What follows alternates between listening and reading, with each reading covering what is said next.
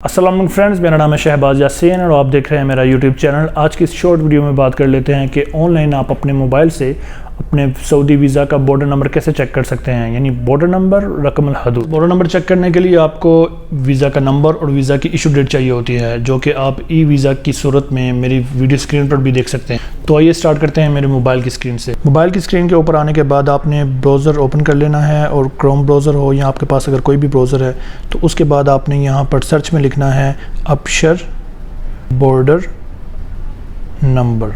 यहाँ पर आपने सर्च कर देना है। उसके बाद जब सबसे ऊपर जोन सा लिंक आएगा क्वेरी बॉर्डर नंबर, इसके ऊपर आपने क्लिक कर देना है।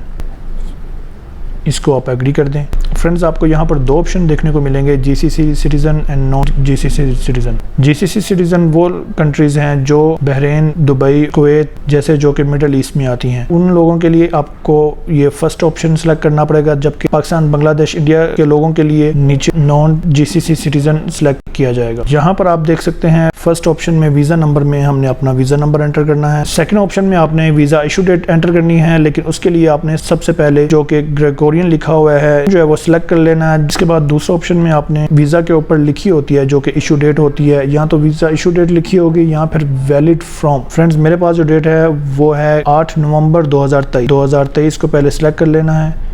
फिर उसके बाद हमने मंथ सेलेक्ट कर लेना है नवंबर, और उसके बाद हमने डेट को सिलेक्ट करके फिर क्लोज पे क्लिक कर देना है। थर्ड पे आपने इमेज नंबर जो है वो यहाँ पर जो लिखा होगा वो हमने एंटर कर देना है। इसके बाद आपने सिंपली इंक्वायरी पे क्लिक कर देना है।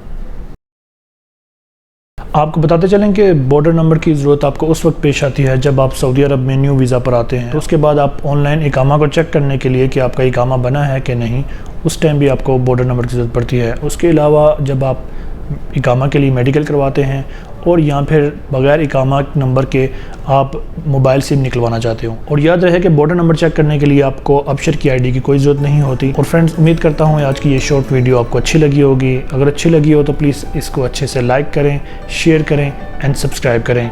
मिलते हैं मेरी नेक्स्ट वीडियो में, तब तक के लिए थैंक यू एंड अल्लाह हाफिज़।